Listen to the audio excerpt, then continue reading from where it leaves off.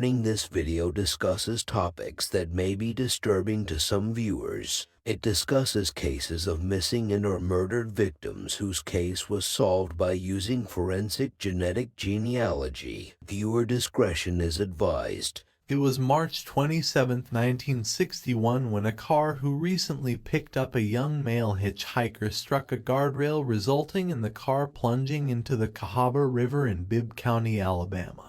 Though the driver survived the accident, the young male passenger did not. The driver stated that the young man was not in the car long enough to gather a lot of information. However, the young man did say he had been hitchhiking across several different states. The description of the young man is that he had blue eyes, olive skin, with the following items on him when his body was recovered: was a Timex watch, a pack of Pall Mall cigarettes, and a miraculous medal of the Immaculate Conception on cotton twine that was tied around his neck. There was a public viewing for the young man at a local funeral home where many town leaders stopped by and paid their respects. Since there was not any known information on the young passenger, the local school children raised money for his funeral costs. Those that acted as pallbearers were some of the most well-known citizens. They placed a white marble headstone on his grave simply stating, "Unknown in life but recognized in death." Fast forward to 2016 when the National Center for Missing and Exploited Children funded the exhumation and DNA testing on the remains. In 2016, those efforts were not achieved due to the age and the state of the sample.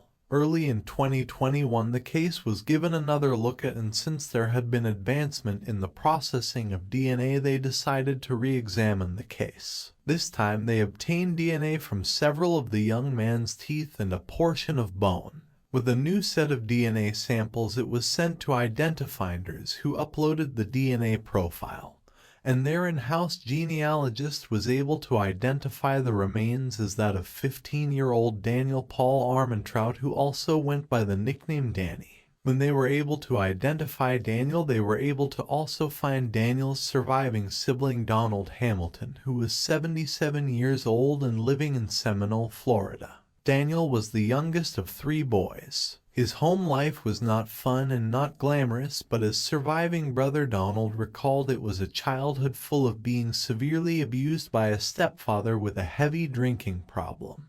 Donald stated his stepfather would whip their bare backsides with a belt, and his mother would use matches and burn their fingers, or make the boys go entire weekends without food. Their mother also told them all that she wished they had all never been born.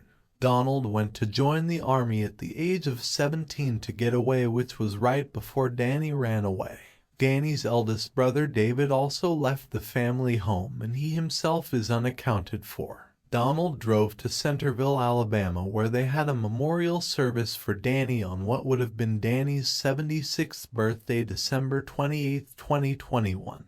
This time a granite slab will display the name Daniel Paul Armentrout. Donald would go on to explain that the surname Hamilton was the name of their abusive stepfather. He wanted his brother to be able to escape the name of the abuser he was trying to run away from by making sure Danny's headstone had their biological father's surname. Daniel, may you now be able to rest in peace with your name on your stone, and may this help with possibly getting David found.